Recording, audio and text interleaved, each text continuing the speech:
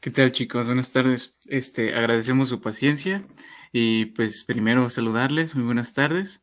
Y de parte de la Sociedad Académica Estudiantil, doctor Ignacio Chávez, y de parte del Grupo de Estudio en Neurociencias, les doy la bienvenida un día más, en donde el día de hoy vamos a impartir hipertensión intracraneal a cargo de Camila Muñoz, quien es presidenta de CSIC y estudiante de quinto año de nuestra máxima casa de estudios. Y pues, sin más que agregar, te cedo la palabra, Camila.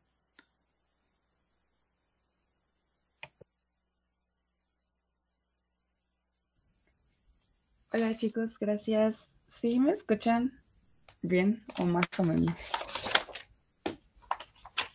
Por favor, confirmen. Sí, yo sí te escucho.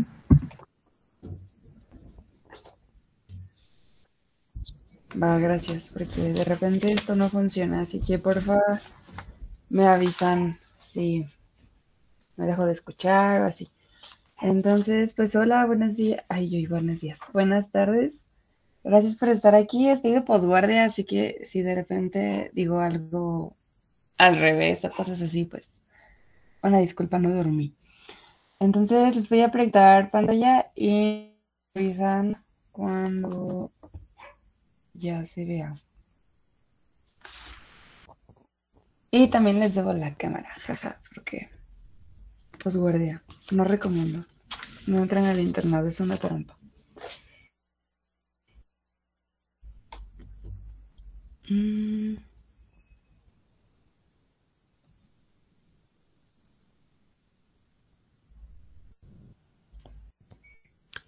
¿Me pueden confirmar si ya se ve? Sí, sí se ve. Sí, Por micrófono, porque no los veo. Jejeje. sí, ya se ve. Gracias. Ok, entonces, buenas tardes de nuevo. Hoy vamos a ver un tema muy lindo que se llama, bueno, todos los temas son lindos, que se llama hipertensión focal, como a diversas cosas, porque puede tener como diversos motivos y diversas como que puede llevarnos hacia muchos caminos. Y pues a mí me gustaría comenzar diciéndoles que el común denominador o día final por el que se produce una muerte encefálica en muchos pacientes por afecciones neurológicas suele ser el edema cerebral. Y la consecuencia directa, la hipertensión intracraneal.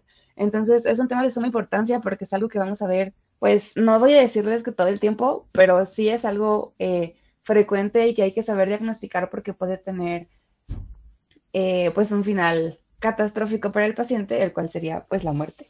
Y puede estar asociado a diversos procesos, por ejemplo, algún traumatismo craneoencefálico, una caída de altura, un accidente de trabajo, un intento por autólisis, puede estar asociado a alguna enfermedad vascular cerebral, ya sea algún tipo de hemorragia, etcétera, a enfermedades tumorales intracraneales, ya sea tumor primario o un tumor secundario, etcétera. Entonces, puede estar asociada como a muchos factores que no necesariamente pues tal vez nosotros los vemos y decimos, ay, no va a pasar nada, pero el cuerpo es curioso y a veces pues se puede asociar a muchas cosas.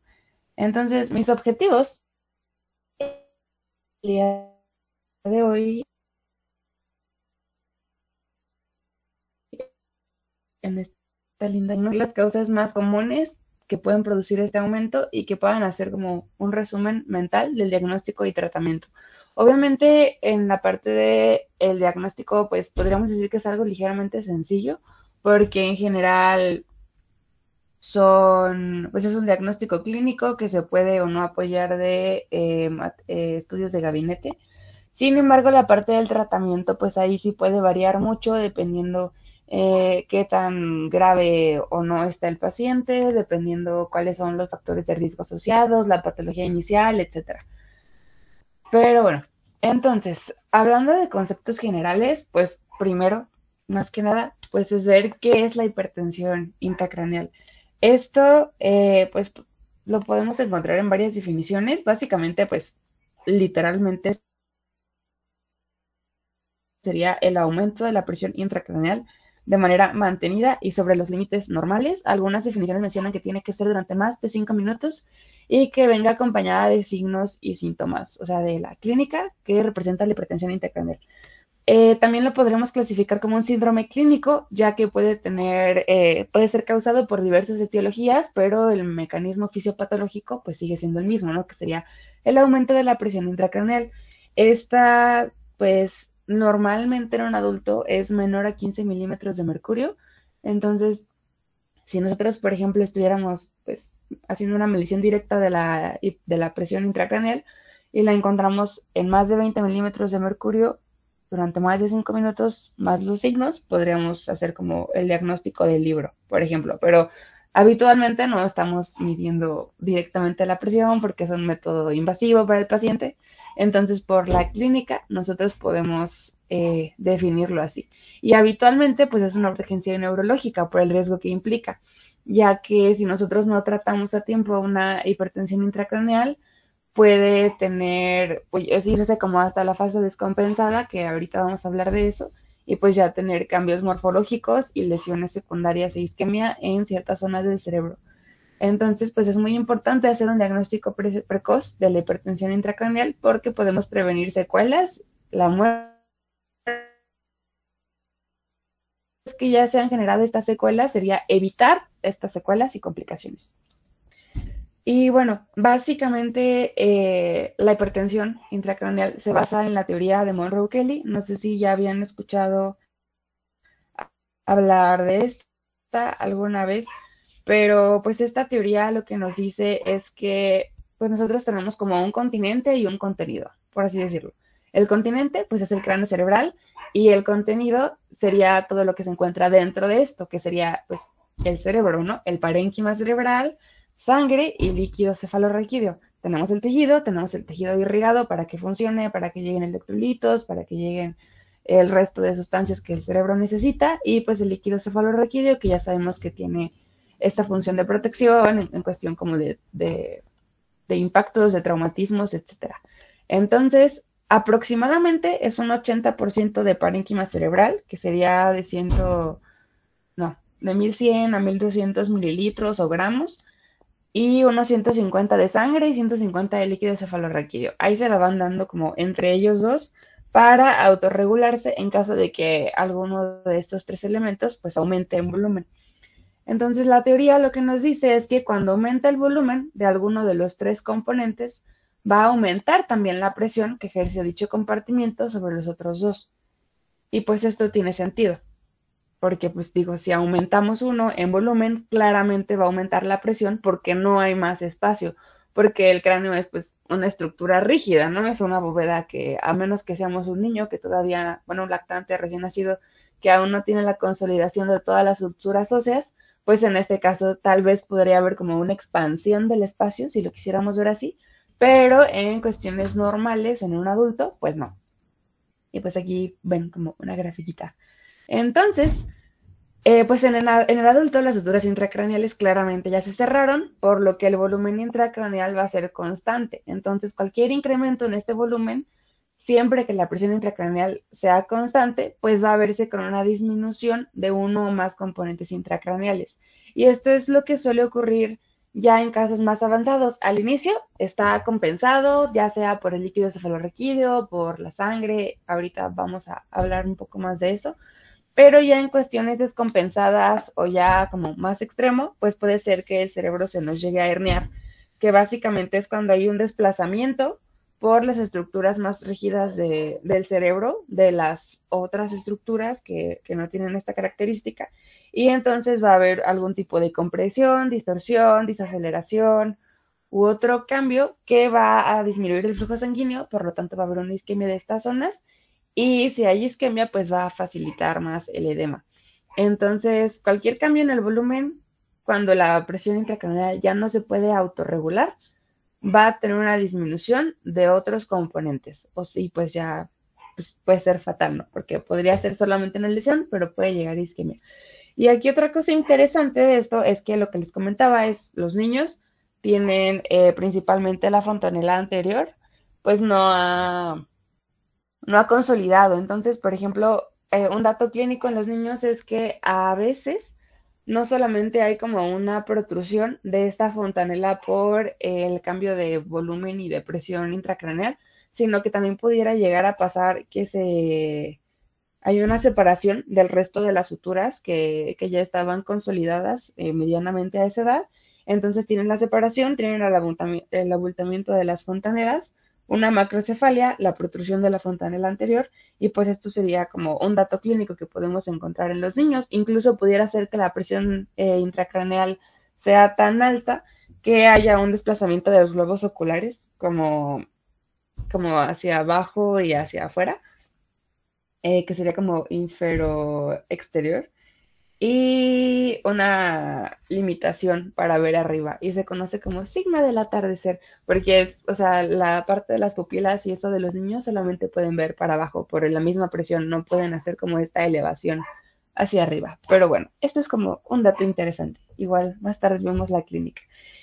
Y pues como les decía, el cráneo es una estructura rígida, por lo tanto, todos los cambios de volumen que hay adentro, si no cambian la presión, pues van a cambiar la cantidad de espacio que ocupan. Claramente, ¿no? Tiene sentido. Que pues esto es como lo de continente, contenido. Entonces, sí. Y pues otra cosa importante en esta parte, pues es que puede haber algunas causas que nos desencadenen cambios transitorios en esta presión intracraneal. Por ejemplo, las maniobras de Valsalva, cuando el paciente tose, cuando el paciente estornuda, pueden haber cambios o variaciones en esta presión, pero son, aparte de que son fisiológicos, son transitorios, ¿sí? No son más de 5 minutos, no es que yo estornude y se me salgan los ojos, ¿no? Por ejemplo, y eso no va a pasar. Nos han dicho, tal vez, en algún momento, pero digo, sí generan un aumento de la presión intracraneal, pero es transitorio, está compensado, es fisiológico, no nos va a dar un síncope por estornudar en condiciones normales. Entonces, pues, no pasa nada. Así que, hablando de la fisiopatología, pues aquí lo que nosotros, pues, vamos a estudiar es cómo se da este mecanismo. Entonces, lo que yo les comentaba al inicio, aquí podemos ver como una gráfica, donde en uno de los ejes tenemos el flujo sanguíneo cerebral en el vertical o en el de las X, y en el de las Y vamos a ver, no es cierto, en el de las Y es el vertical, y el de las X vamos a ver los cambios en la presión. Entonces, lógicamente, iríamos hacia un crecimiento exponencial. Entonces, yo, en busca del mouse, déjenles enseño con el mouse. Ok, entonces nosotros en una manera inicial, pues lo ideal es que tuviéramos un flujo alto en el cerebro, ¿sí? Del 10 al 15% del gasto cardíaco va al cerebro. Esto quiere decir que aproximadamente tenemos un flujo de entre 40 y 50 mililitros por cada 100 gramos de tejido cerebral por minuto. O sea, mucho flujo todo el tiempo y pues es lógico, ¿no? Porque el cerebro es uno de nuestros órganos vitales más importantes, que tiene diferentes mecanismos de barrera para que en cuestiones, por ejemplo, de shock, hemo, eh, ah, ay, esperen, shock hipovolémico, ajá. Hay varios mecanismos como para que el último afectado sea el cerebro por todas las funciones vitales, pues, que tiene.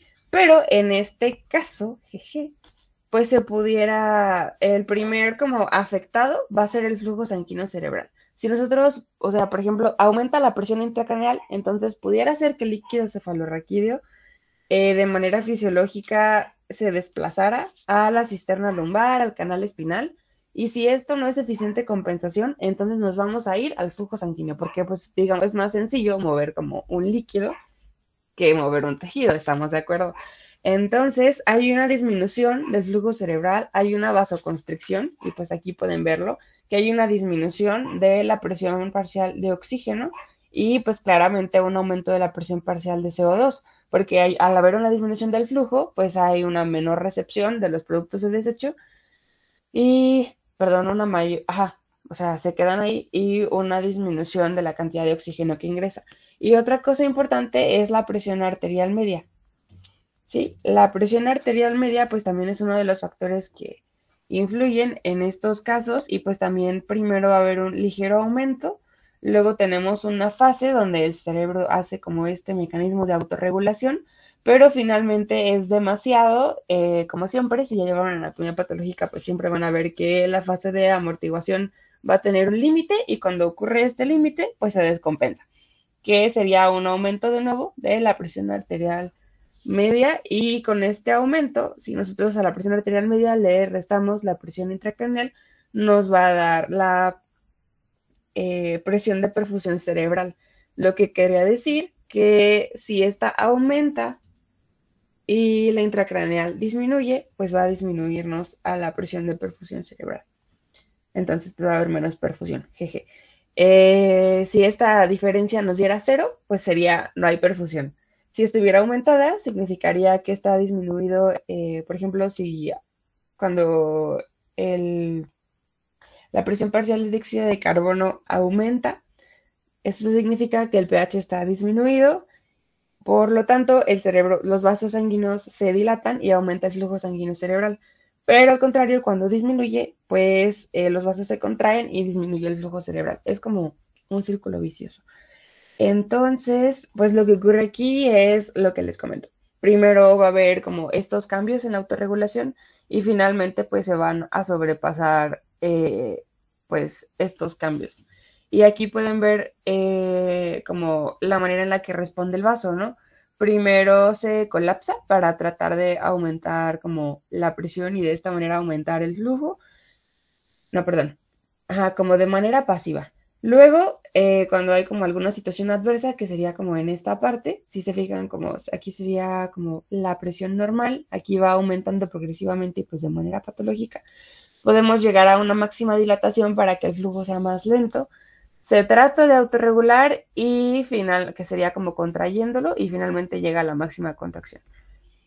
Entonces, fisiopatológicamente nosotros lo podemos dividir en tres etapas, que sería la compensación, que son estos cambios que hay ya sea en el flujo sanguíneo o en el líquido cefalorraquídeo. En el caso de los niños, en esta etapa sería también cuando hay un abombamiento de la fontanela anterior o se despegan las suturas intracraneales porque pues son cambios del perímetro craneal como para tratar de amortiguar, seguido de la fase de descompensación, que sería cuando hay una disminución de la presión de perfusión cerebral, una disminución del flujo sanguíneo cerebral y por lo tanto pues, nos llevaría a una isquemia. Y, por ejemplo, nosotros estamos, el líquido cefalorraquídeo ya como no se puede ir más hacia la cisterna lumbar, por lo tanto se va a acumular en los espacios que hay, por ejemplo, en los ventrículos. Digo, esta no es como una causa obligatoria, pero suele influir, por ejemplo, en la hidrocefalia.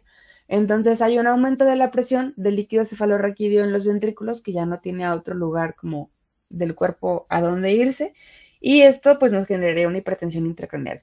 Y finalmente la última fase, que es la que todos queremos evitar, que es la herniación, que es cuando ya hay literalmente un desplazamiento de ya sea de la os, de la tenda del cerebelo o del foramen magno, que son las estructuras rígidas del cerebro.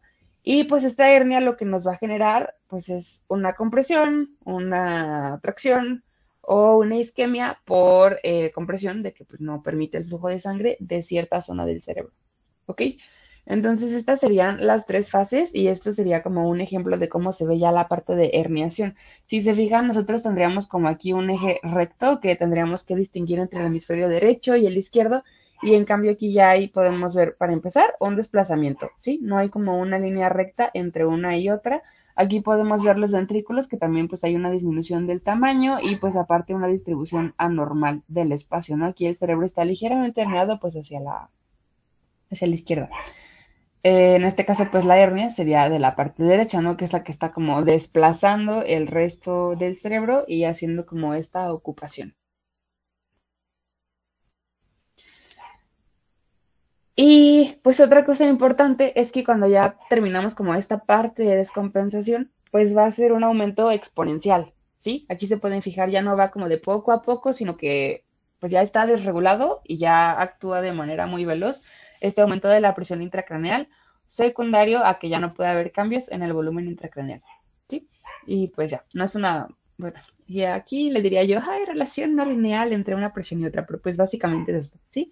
Y este desplazamiento se puede dar ya sea de manera central o de manera periférica. Por ejemplo, esta de aquí, de la periférica, sería como similar a la de esta imagen, porque en este caso la herniación se hace como en alguno de los hemisferios del cerebro y desplaza el resto, ¿no? Vemos una disminución del tamaño del ventrículo en esa zona, la dilatación de la otra y pues cómo va moviendo el resto de los elementos, ¿no? Ya sea la parte central, la parte de la amígdala, la parte del tronco, etcétera. Algo muy peligroso es esta parte como de la letra C, que fuera que la herniación llegara hasta la parte del tronco encefálico, del bulbo raquídeo, porque aquí tenemos los centros de la respiración, tenemos la vía del núcleo solitario, etcétera, y entonces nosotros pudiéramos llegar a tener pues falla respiratoria secundaria a la compresión del tronco encefálico, por ejemplo.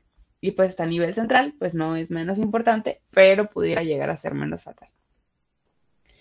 Entonces, básicamente esto es lo que ocurre. Nosotros tenemos la compensación, que ya no funcione, disminuye ya la capacidad de expansión cerebral, que sí, o sea, todos los tejidos tienen cierta complianza, cierto como grado de flexibilidad.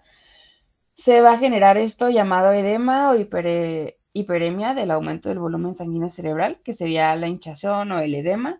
Fallan los mecanismos de autorregulación y se abre la cascada de vasodilatación para tratar pues de compensar esto, aunque en realidad esta compensación pues lo que nos genera es pues este círculo vicioso.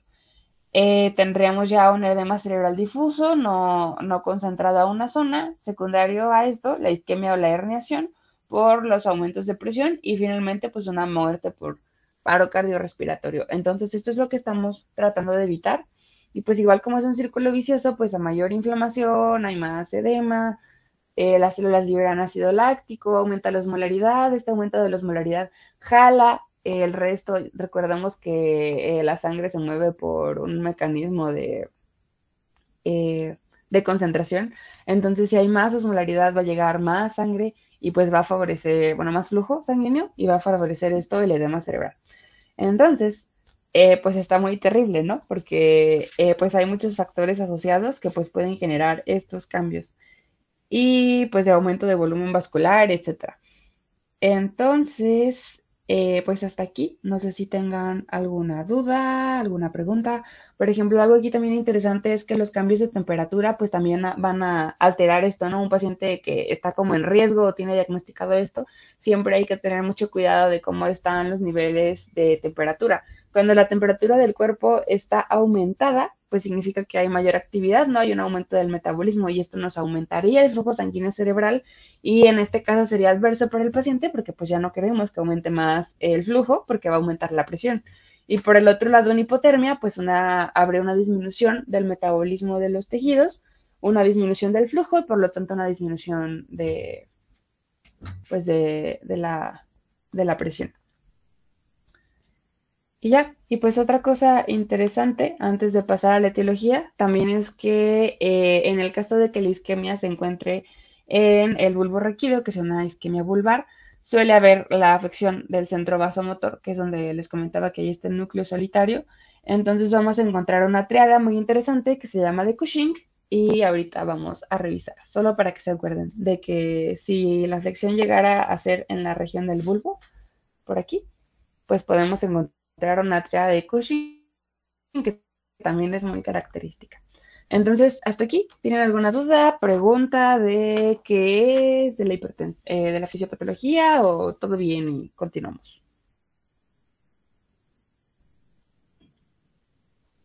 Ya les dije que no los veo, tienen que hablar.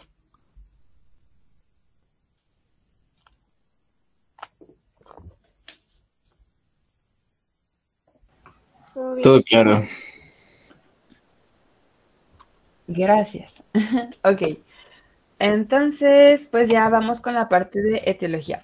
Les comentaba, les puse dos tablas porque depende cómo su cerebro acomode la información, puedan comprenderlo.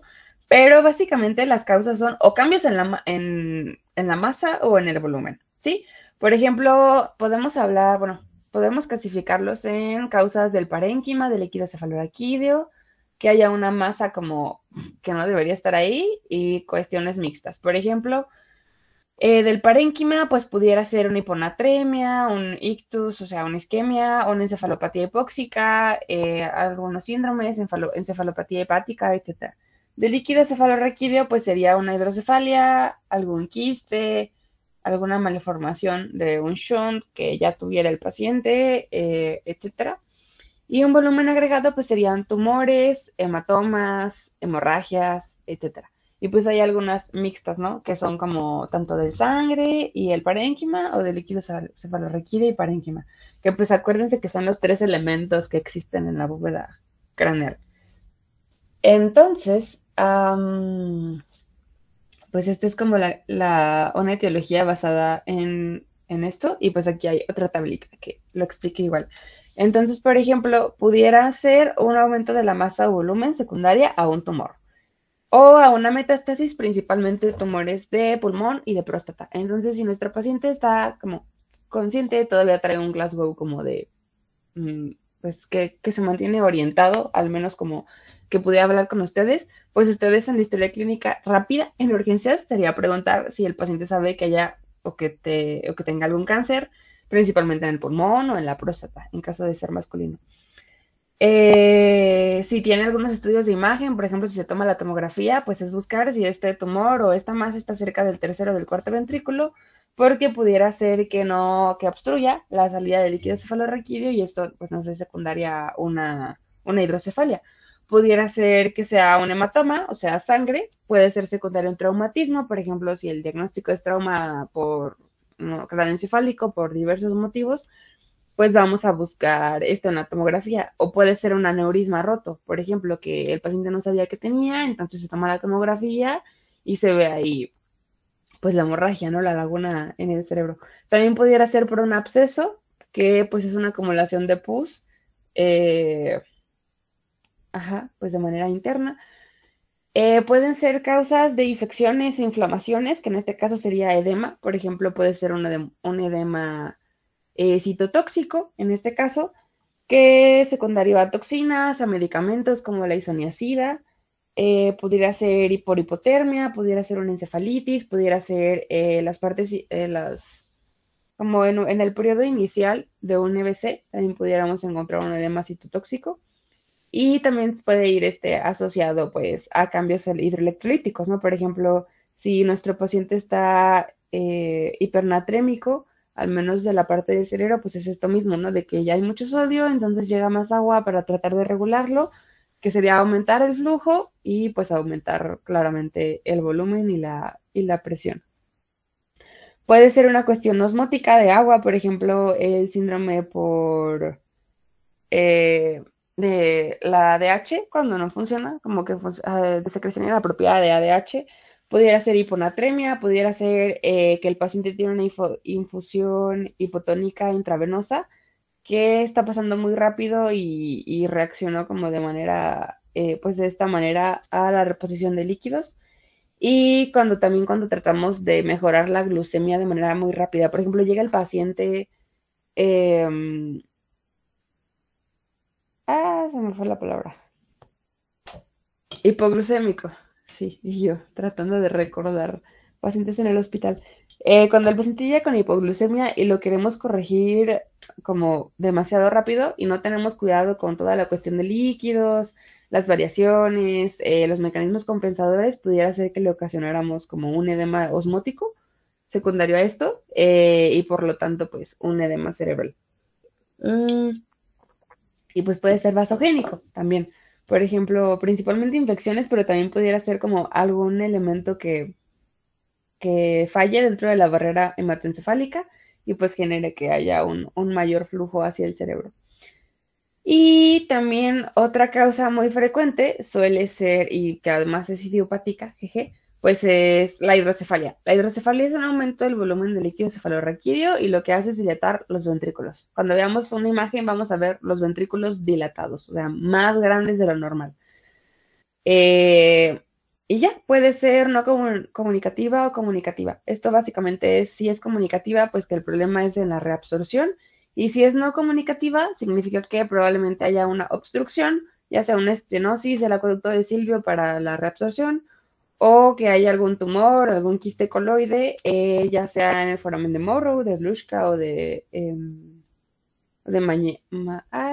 Majinka, y por eso pues no puede haber flujo. Jeje. Entonces, puede haber muchas causas, ya sea hidroelectrolíticas, cambios de volumen, incluso, por ejemplo, una convulsión aumenta el flujo sanguíneo cerebral, sin embargo, pues las convulsiones tendrían que ser muy extendidas como para que el cerebro genere un edema y una posterior herniación, sin embargo, hay que tener cuidado, pero también puede ser idiopático, que simplemente es un paciente, casi siempre son mujeres entre 15 y 44 años, que toman vitamina A, que toman Damesol, que toman Damasol, ajá, que toman hormonas, tetraciclinas, que son pacientes con un índice de masa corporal elevado, a veces pueden presentar hipertensión intracraneal de manera idiopática, ¿sí? También pudiera ser que buscamos causas y no las encontramos, pero pues nada más, como para que lo sepan, ¿ok? Entonces, bueno, muy padre y todo esto de la clasificación, de las causas y todo lo demás, pero pues vamos a hacer ahora sí la parte del diagnóstico, ¿no? Que es como lo que más importa en estos casos, porque suele ser una situación de urgencia. Antes de tratar de buscar las causas o a la par de las causas, hay que ir haciendo el diagnóstico, y es que el diagnóstico suele ser clínico, ¿de acuerdo? Se va a ver por los síntomas y por la exploración.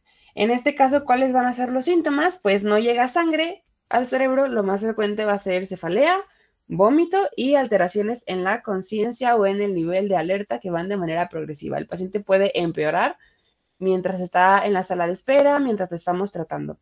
Esta cefalea suele ser persistente. En el caso de que sea una hipertensión intracraneal crónica, pues les va a decir que es de predominio matutino, porque la posición de cúbito, pues favorece el aumento de la presión intracraneal.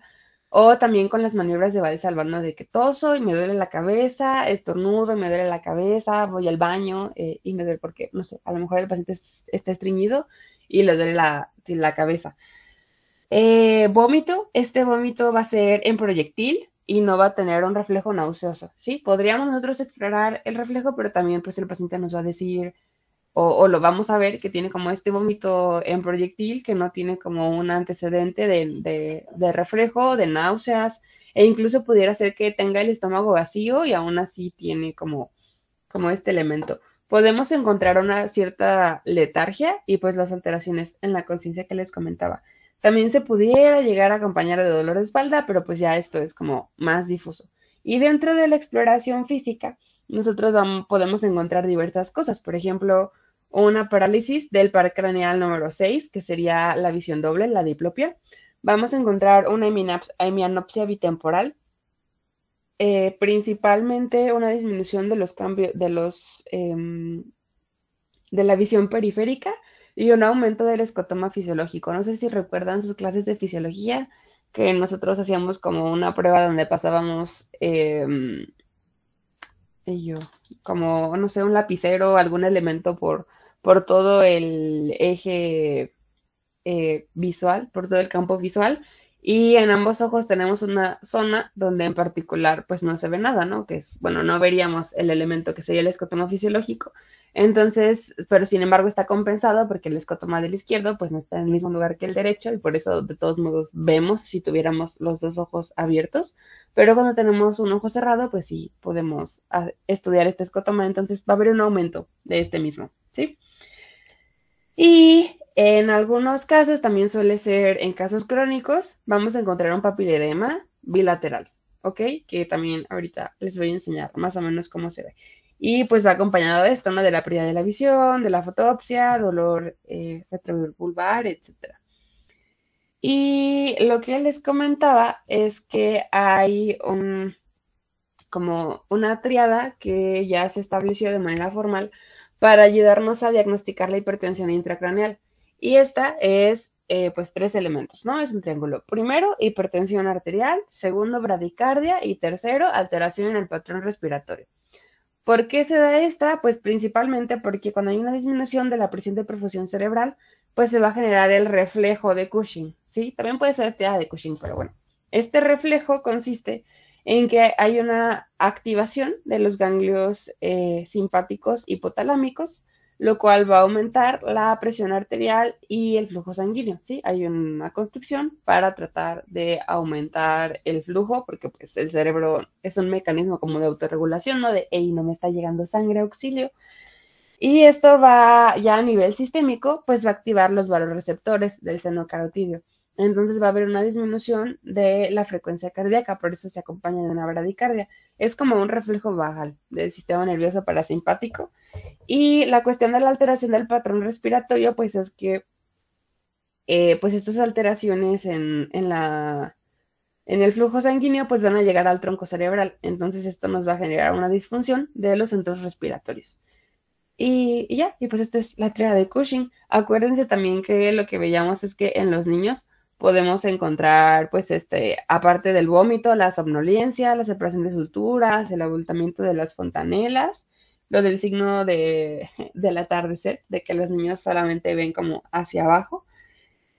Y también en pacientes adultos nos puede, principalmente crónicos, pueden referir tinnitus, que es como escuchan, pues, no sé, campanitas o ruidos de manera como persistente en el oído y pues es algo que no está, pero ellos lo escuchan, ¿sí? Es como, pues dentro de los síntomas, digo, de los signos, porque pues no podemos saber. Entonces, ¿qué ocurre en worst case escenario? Pues ya disminuyó el flujo sanguíneo por vasoconstricción, ya se desplazó el líquido cefalorraquídeo y no fue suficiente, pues el cerebro se nos va a herniar, jeje, que es básicamente pues este desplazamiento que les comentaba. Y puede ocurrir en varios lugares, ¿sí? Puede ser en la circunvolución del cíngulo, que sería como una herniación subfalcinar, pues sería en esta zona, ¿no? En la parte pues parietal o superior del cerebro. Pudiera ser, bueno, y esto suele acompañarse, pues, por ejemplo, aquí tenemos dos de los ventrículos laterales, pues habría un desplazamiento, ¿sí? Se desplaza el tejido y están estos cambios que veíamos desde el inicio en la parte de los ventrículos. Pudiera ser transtentorial, o sea, pues en la parte de la tienda del cerebelo, jeje, en esta zona. Puede ser central o puede ser que el desplazamiento sea hacia abajo. Vamos a encontrar una en la región uncal, en el uncus. También pudiera ser que la hernia. Si se fijan aquí en la 2, que sería la transtentorial, es como hacia abajo este desplazamiento. Y en el caso del uncus, pues sería como una protrusión de alguno de los lados. ¿Sí? Aquí pueden ver como que sale. Y pudiera ser también tonsilar en esta región de las tonsilas. ¿Sí? Y pues también es hacia abajo, ¿no? Porque pues es hacia donde pudiera encontrar cierto escape por esta cuestión desde la conexión, ¿no? Con el tronco, la médula espinal. Y pues también, por ejemplo, si yo aquí el dibujo lo que les ejemplifica es, por ejemplo, y pues aquí está la voz del cerebro, ¿no? Que les decía que es una estructura semirrígida, entonces pues el desplazamiento va a ir como a partir de esta zona, ¿sí? Aquí en este caso, por ejemplo, el paciente tendría una masa supratentorial, pudiera ser un tumor, pudiera ser un hematoma, o sea, una colección de líquido con pus, por ejemplo. En el caso de un absceso o de sangre, si fuera un hematoma, pudiera ser una hemorragia subaracnoidea, secundaria, alguna otra alteración vascular. Entonces, este cambio o aumento de masa, pues nos generaría este desplazamiento de los tejidos que pudiera ser únicamente causante de lesión o ya causante de isquemia y nos dejaría pues ciertas complicaciones, ¿no? Pero pues esto ya, este desplazamiento, movimiento, pues, o compresión, pues ya sería una herniación. Y algo importante aquí es que pues también pudiéramos ver ciertos cambios pues en la clínica, dependiendo pues cuál de estos factores sean los que están actuando. Y bueno, entonces, y esto es lo que les comentaba del edema, del papiledema. Que aquí lo que ocurre es que la vaina óptica se continúa con el espacio subaracnoideo, ¿sí? Ya dentro pues, del cerebro. Entonces, si aumenta la presión del espacio subaracnoideo, va a aumentar la presión en la vaina, porque pues están conectadas, ¿no? Simplemente así es. Entonces, aquí nosotros vamos a ver, el fondo de ojo es como una herramienta paraclínica que nos va a servir mucho en este tipo de pacientes, hay que hacer fondo de ojo. Y, por ejemplo, este es el ojo derecho Aquí veríamos pues un fondo de ojo normal. Tenemos la mácula densa, tenemos el escotoma, tenemos el disco óptico, tenemos la vasculatura, etcétera. Y pues es un ojo sano, ¿no? En general se ven los vasos de buen calibre, de buen tamaño, etcétera. Y aquí sería un papilodema en un mismo ojo derecho. Y pues vamos a ver aquí pues los cambios que hay para empezar en la vascularización. Hay un aumento de el diámetro y el calibre de los vasos. Y aquí pues hay una yo iba a decir difusión, pues un borramiento de los márgenes del disco óptico, ¿sí? Que sería esta zona de aquí. Si se fijan aquí es muy difícil distinguir dónde está la mácula y dónde está el disco óptico y el escotoma. Eh, y ya. Y pues supongamos que esta es la mácula, pero aquí pues se sigue viendo como este borramiento. Y ya, entonces más o menos así van a ver como un ojo súper patológico que les pudiera orientar a papiledema, ¿sí? Recordemos que pues es un edema papilar y pues por eso hay un aumento tanto de los diámetros de los vasos como cambios en la coloración. Y bueno, entonces etiológicamente cuando nosotros tenemos a un paciente con aumento de la presión intracraneal, lo vamos a dividir en dos sopas. Una, si tiene signos y síntomas, pero a la exploración, a las pruebas de imagen no se ve nada, que sería una idiopática. O que tiene signos y síntomas y van acompañados de cambios en la exploración física neurológica y cambios en la imagen, ya sea deformidad, displasia, obstrucción del sistema ventricular, etcétera.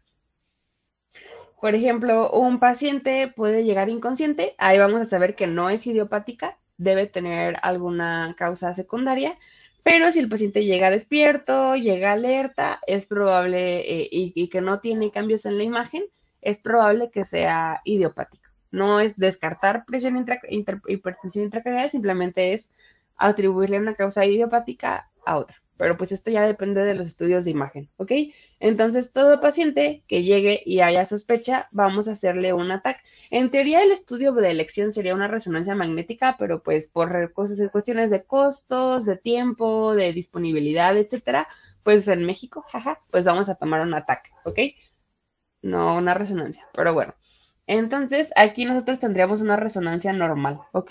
Tenemos el hemisferio derecho, el hemisferio izquierdo. Aquí podemos ver como esta línea media que es pues recta como en medida de lo posible. Y aquí tenemos los ventrículos laterales. En este caso están dilatados, lo cual sí nos pudiera orientar de que ya hay alguna alteración. Sin embargo, esta alteración no está generando una herniación, ¿sí? Solamente hay una dilatación. Digamos que estos ventrículos deberían estar un poco más disminuidos en tamaño, pero todavía digamos que estaría compensada, ¿ok? Entonces, ¿qué cambios podemos ver? Pues un desplazamiento en la línea media, podemos ver un borramiento de los surcos cerebrales. Cuando el cerebro está dematizado, pues se ve como más difuso, como esta parte de los surcos. Vamos a ver la obliteración de las cisternas basales perimesencefálicas. Pudiéramos ver bueno, aquí dice marca en huella digital en tabla interna del cráneo, pero es básicamente cuando es crónico, pues va a tener ciertos datos de cronicidad, que son esos, y el aumento del diámetro de la envoltura del nervio óptico. Pero pues esto es más difícil que lo veamos como nosotros que no estamos como tan entrenados para ver tomografías o resonancias, ¿ok? Pero básicamente es un aumento del diámetro y solamente es en adultos. Por eso les decía que esto es como el papiledema. Entonces, aquí se ve de colorcitos, tenemos como los distintos lóbulos y aquí pues marcado en rojo pues sería esta dilatación de los ventrículos, ¿ok? Y pues obviamente pues podría acompañarse de manifestaciones de la compresión del resto de- del tejido. Por eso es importante la exploración neurológica en el paciente. Aquí podemos ver otra imagen donde pues digo, aquí creo que el desplazamiento se ve un poco más claro, ¿no? Es la misma, solo que una está como coloreadita para que podamos hacer una mejor apreciación del estudio. Entonces aquí pueden ver, esta sería la línea media, claramente está desplazada, creo que se ve muy bien. Tenemos aquí lo que veíamos, que sería como en esta zona que está como rayada de verde, que serían los ventrículos laterales, como hay un desplazamiento también, el borramiento, y en este caso, pues hay un borramiento no nada más como de los surcos, sino de la región completa, ¿sí? Em, sí, no sé si tengan alguna duda o pregunta, sino para continuar. Todo claro.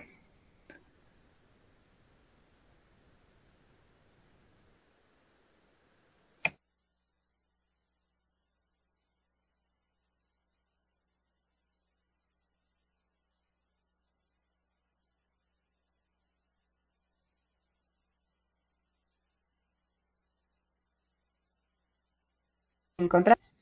Y ya, y pues el paciente tenía historial de edema. Entonces aquí pues lo que vemos es pues el hematoma, claramente. Y ya, la parte que está como de rojo en esta zona pues sería como tejido que está como tanto intracraneal como extracraneal, por ejemplo. Ajá, pues es un hematoma con esas características. Y la parte que se ve gris, aquí como hipodensa, pues sería este edema, ¿no? Que es el que está literalmente pues contiguo al hematoma. Y ya, pues lo que veíamos, ¿no? Los cambios en la línea media, los cambios en los ventrículos o cuernos anteriores. Y yo, se me había olvidado que le dicen cuernos a veces.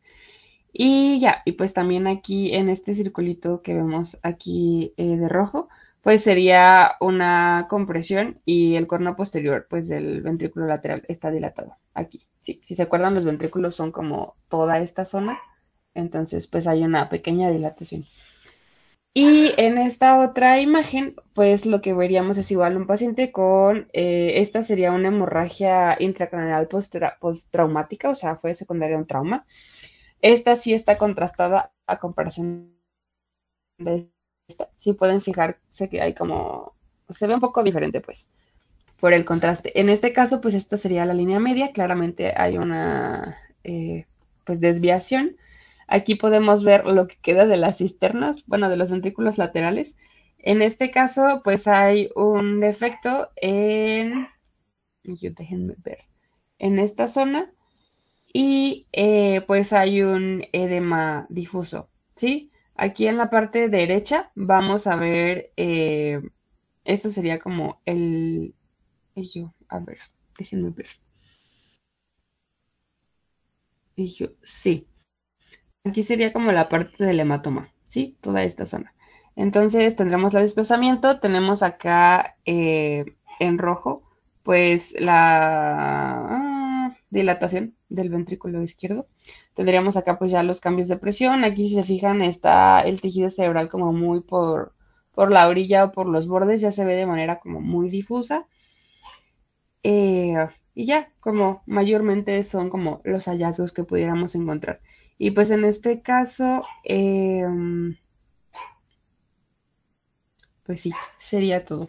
Entonces, simplemente por la parte del desplazamiento de la línea media y los cambios que pudiéramos llegar a ver en los ventrículos laterales, es lo que nos puede, bueno, y obviamente una masa que no debería estar ahí, nos pueden orientar al diagnóstico y a saber cómo en qué fase se encuentra nuestro paciente.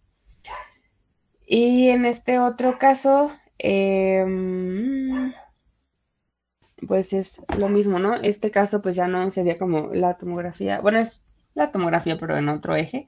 Pues aquí vemos, ¿no? Los lóbulos frontales, tendríamos aquí los dos ventrículos que son los que estábamos viendo como desde arriba en el otro estudio. Aquí tendríamos una atrofia del hipotálamo, del núcleo caudado, aquí están los lóbulos temporales y la glándula pituitaria. Entonces, pues aquí podemos ver pues ciertos cambios. Si se fijan, esta región que se ve aquí como gris en la imagen de la izquierda, en la parte izquierda, que sería esta, se ve más chiquito que en la derecha. Sí, aquí lo podemos ver, está atrofiado a comparación de este, como secundario a esto mismo. En los lóbulos frontales, aquí también pueden ver que hay como cambios en la trama. En este caso, este sería como normal y este sería el edematizado. Si se fijan, se ve como más difuso las cisuras entre ellos. Aquí pues habría igual como atrofia del caudado, los ventrículos que no están como del mismo tamaño ambos y bueno, los lóbulos temporales. Y ya. Entonces, eso es como un poco de generalidades respecto a la imagenología, que pues no somos imaginólogos, pero pues para que tengan el dato. Y ya, tampoco les quise poner tantas imágenes porque luego es too much. Y bueno, finalmente pues con que puedan distinguir así, con que no sepan nada, pero distingan este cambio de la línea media de los ventrículos y puedan distinguir como alguna masa anexial anormal, con eso pueden hacer o apoyar su diagnóstico, ¿ok? Entonces, pues ya lo diagnosticamos. Ahora, ¿qué vamos a hacer? Pues sería ya la parte del manejo. Y esto puede, variar mucho, ¿sí? Nosotros va a llegar nuestro paciente de urgencias, entonces, pues hay diversas causas que podemos hacer. Sí, podemos hacer un manejo conservativo o quirúrgico, ¿ok? El de primera intención, pues va a ser el manejo conservativo, que simplemente consiste en sedación y analgesia y evitar pues la normotermia, evitar cambios en la temperatura. Esta sedación pudiera ser una combinación de benzodiazepinas, opiáceos, déjenme acuerdo, dexmedetomidina, bueno, es un fármaco, ¿ok? Que se hace una combinación para la sedación, pudiera ser propolol, pero no es tan buena idea por la cuestión de la presión o ketamina. Y lo que vamos a hacer con esta analgesia es evitar o prevenir pues un aumento nuevo de la presión intracraneal, ya sea por dolor, por agitación o desincronía. ¿Ok? Entonces, por eso, y pues esto pues sería como darle una pequeña disminución de la actividad y por lo tanto disminución del flujo. Y para la parte de la fiebre, pues si hubiera, en este caso, pues administrar antipiréticos, ya sea acetaminofén o ibuprofeno, para que pues estos cambios de la temperatura no nos aumenten el flujo y por lo tanto la presión. ¿Ok? Entonces tenemos sospecha, tenemos una imagen con signos, una presión mayor. Los signos de herniación inmediata, que ya sería como el paciente estuviera en coma, que tuviera anisocoria, respiraciones anormales, hemiplegia. Si se fijan, ya se va como a cuestiones del tronco, etcétera. O esto de la triada de Cushing, que sería la hipertensión con bradicardia y cambios en la respiración. Pues sí, hay que ya en manejo a urgencias, pues ya no sería únicamente un manejo conservador, ya sería pues un manejo pues más integral, pues sería implementar el ABCD, ¿sí? Asegurar la vía aérea, por ejemplo, si el Glasgow fuera menor a 8, pues hay que tener mucho cuidado, porque pues el paciente puede, pues puede entrar en insuficiencia respiratoria, paro cardiorrespiratorio. Pero hay que tener mucho cuidado de la intubación, porque pues no queremos aumentar más la presión intracraneal y la manipulación laringea pudiera ocasionarnos esto. Se aconseja hacer una hiperventilación moderada inicial, los primeros 30 minutos, y posterior a esto manejarlo ya como a cuestiones de presión parcial de dióxido de carbono normales, y un tratamiento hiperosmolar, que sería administrar solución de manitol de 0.5 a 1 gramos por kilogramo intravenoso en un bolo de 20 o 30 minutos o en solución salina al 3%, serían 5 miligramos por kilogramo, igual en un bolo. Entonces, esto sería como de emergencia y si no, ahora sí podríamos entrar como en las conservadoras, que sería mantener una oxigenación adecuada, normotensión, una ligera elevación de la cabeza, posición de la cabeza en la línea media, o sea que no esté como ni inclinada hacia un lado o hacia el otro. Prevenir las convulsiones, en este caso pues sería administrar un anticonvulsionante en aquellos pacientes que tengan riesgo elevado porque las convulsiones pues aumentan el flujo y la presión. El control de la temperatura, lo que les decía de analgesia y sedación, y dexametasona de 0.5 miligramos por kilogramo cada 6 horas, en caso de que el paciente tenga algún tumor, algún absceso, y puedes hacer como la valoración por neurocirugía y monitoreo de la PIT. Ok, entonces tenemos el conservador, tenemos el tratamiento médico, que pues únicamente sería un tratamiento hiperosmolar. En este caso, ¿a qué pacientes, por ejemplo, si tiene signos de herniación, tenemos que hacer tratamiento médico y si es refractario, tratamiento quirúrgico? ¿De acuerdo? Sin embargo, si es un paciente que llega, pero aún no tiene signos de herniación, aún no tiene un desplazamiento de la línea media en la TAC, etcétera, pues vamos a hacer manejo conservador y tratar de pues ser lo menos invasivos posibles, ¿no? Pero bueno, no está de más hacer un tratamiento hiperosmolar, principalmente cuando la presión intracraneal continúa aumentada y no responde a las medidas conservativas o cuando hay signos de herniación o deterioro neurológico, ¿sí? A estos pacientes hay que estarlos monitoreando constantemente en la sala de urgencias para verificar que no se nos vayan a deteriorar. En este caso, pues puede ser la solución hipertónica salina o manitol, ¿sí? Y en algunos casos pudiéramos utilizar glucocorticoides, pero esto únicamente está indicado cuando es un edema vasogénico por inflamación o por hipercalcemia, pero mejor no, jeje. Y mucho menos está súper contraindicado en casos de trauma y de infarto. Así que únicamente cuando está como confirmado el diagnóstico de que el origen de esa hipertensión intracraneal es por un edema vasogénico, pues sería administrar glucocorticoides, ¿sí? Vasogénico sería, pues, algún cambio en la barrera hematoencefálica, ¿ok? Pero a la duda, mejor nos quedamos con el manitol, ¿ok? Y ya, aquí está como la farmacología, ¿no? Sería el manitol, es el más utilizado, suele reducir en pocos minutos a la administración. La eficacia máxima es de 20 a 30 minutos después de administrarlo y el efecto dura de 4 a 6 horas. Por eso hay que estar como, perdón, monitoreando al paciente e irlo evolucionando.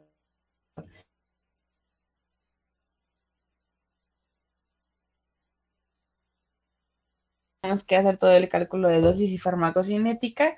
Puede ser muy variable, entonces hay que tener pues un poco más de cuidado. Y la diana terapéutica aquí a tener en cuenta, pues con el manitol es la brecha osmolar. Hay que mantener siempre la osmolaridad sérica, perdón, entre 30 y 320 milosmoles por litro. Y por el caso de la solución hipertónica, pues sería dosis respuesta, ¿ok? Igual manteniendo una osmolaridad sérica entre 300 y 320, pero aquí también hay que estar monitoreando electrolitos, principalmente el sodio, de 145 a 155, ¿sí? Porque pues finalmente no ocupamos hacer reposición de sodio, porque es muy raro que tenga hiponatremia, al contrario, suele ser hipernatremia. Entonces, por eso el manitol es como el más utilizado. Y ya, y pues en algunos casos también se administra sí les había comentado, de la acetosalamida. Y a veces, por ejemplo, si fuera por el SIAD o algún otro factor como de regulación hidroelectrolítica, pudiéramos administrar furosemida, pues también como diurético para disminuir pues la cuestión de los líquidos. Y aquí hay otro algoritmo de manejo, ¿sí? Tenemos la sospecha, hacemos nuestras pruebas complementarias, vamos a evaluar cómo está la lesión. Si es difusa, podemos hacer este manejo como conservador y médico.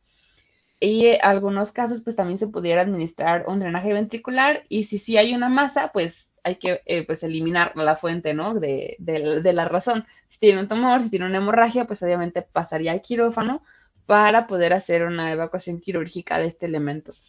Hay que monitorear la presión intracraneal, bueno, si es posible, un electroencefalograma, un ATAC, etcétera, y elegir el protocolo de tratamiento, ¿sí? Que pudiera variar de si vamos a hacer hipertensores, dopamina, noradrenalina, si vamos a hacer beta bloqueadores, alfa agonistas, pero bueno, esto ya dependería como del urgenciólogo, no es algo que vayamos a tratar nosotros directamente.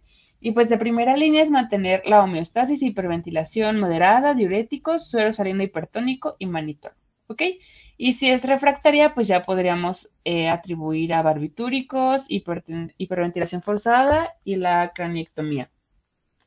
En este caso, que son los procedimientos como quirúrgicos, únicamente vamos a dejarlos para emergencias, por ejemplo, un paciente inconsciente que viene de un trauma, etcétera, o que en la TAC sale un tumor, un hematoma, pues sería pasar a quirófano de manera urgente. Otra sería hacer algún drenaje, por ejemplo, en la hidrocefalia, pues el tratamiento sería hacer un drenaje, podríamos colocar un shunt o algunos otros como variantes para disminuir esta. Y la compresión por cranectomía, que pues sería como el otro tratamiento quirúrgico, pero pues claramente es el más invasivo de todos y es el que hay que dejar como de último recurso si es refractario a todos los demás como manejos. Entonces, el monitoreo pues de la presión intracraneal es muy importante que lo hagamos en pacientes con trauma, con lesiones o masas, con daño difuso, por ejemplo, infecciones, enfermedad vascular, EBC, etcétera. Y y ya. Y pues recordar que el tratamiento sea, uno, mantener el flujo sanguíneo cerebral adecuado para evitar pues lesiones, isquemia y necrosis. Y dos, evitar una segunda herniación en caso de que el paciente ya haya tenido una primera, porque pues esto nos va a dejar secuelas, puede ser a corto, mediano o incluso largo plazo. Entonces, tener mucho cuidado con la hemodinamia, tener mucho cuidado con el manejo de ABCD e igual alguna de las metas, pues en este caso es lo que pueden ver aquí en medidas generales, cambios en la posición de la cabeza y tratar de como de que no haya aumentos de la presión intraabdominal, por ejemplo, no sé, darle un laxante para que no esté estreñido o alguna otra descompresión en caso de que sea necesaria. Disminuir el consumo energético del cerebro, que esto es lo que se da con la sedación, la analgesia, la normotermia. Mejorar la oxigenación, hay que buscar siempre como metas de una saturación mayor al 90%, ya sea con puntas nasales o algún otro mecanismo de respiración más invasivo. Disminución del edema, que esto pudiera ser, digo, en su caso, con un drenaje ventricular externo más osmoterapia. Y pues finalmente, pues lo que veíamos, ¿no? De hiperventilación, hipotermia, coma barbitúrico si no hay como respuesta a estas medidas iniciales y la cranectomía por descompensación en caso de que de verdad nada funcione. Y ya, creo que eso sería todo por mi parte. No sé si tengan alguna duda, alguna pregunta, porque por ejemplo, en la parte de la clínica también, y yo me quedé pensando.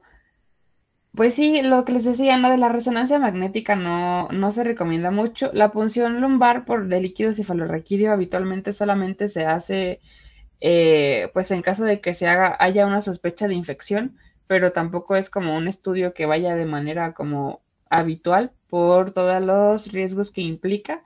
Entonces, simplemente con que en la TAC encuentren esto de cambios en la línea media, lesiones en las cisternas, cambios en el tamaño, el volumen, etcétera, con eso pueden hacer el diagnóstico, se pueden apoyar el fondo de ojo para ver si se acompaña de pérdida de la visión o no.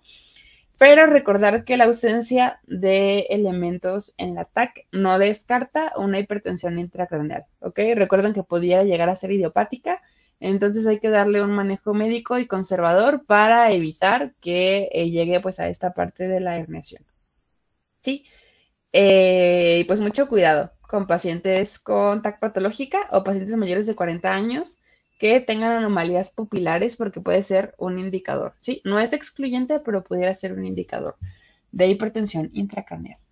Entonces, pues dudas, preguntas, comentarios, aclaraciones. ¿O todo bien?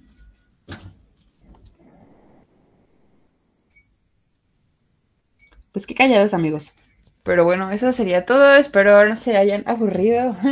Espero les sirva, les sea de utilidad. Si no han llevado neuro, pues cuando lleven neuro y cuando estén en el hospital, pues que sepan diagnosticar a estos pacientes en la sala de urgencias porque de verdad es muy peligroso. Y pues sería todo. Muchas gracias, Camila. Estuvo muy bien tu presentación y te agradecemos el tiempo que nos regalaste que pudo haber sido de descanso. Y pues no sé si Vayan a guardias, los invito.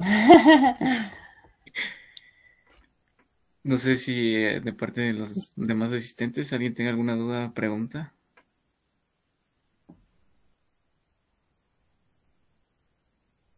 De mi Pues parte todo bien. bueno, chicos, pues hasta aquí llegaríamos el día de hoy. Mañana nos veríamos para la última ponencia. Que tengan bonita noche. Gracias igualmente.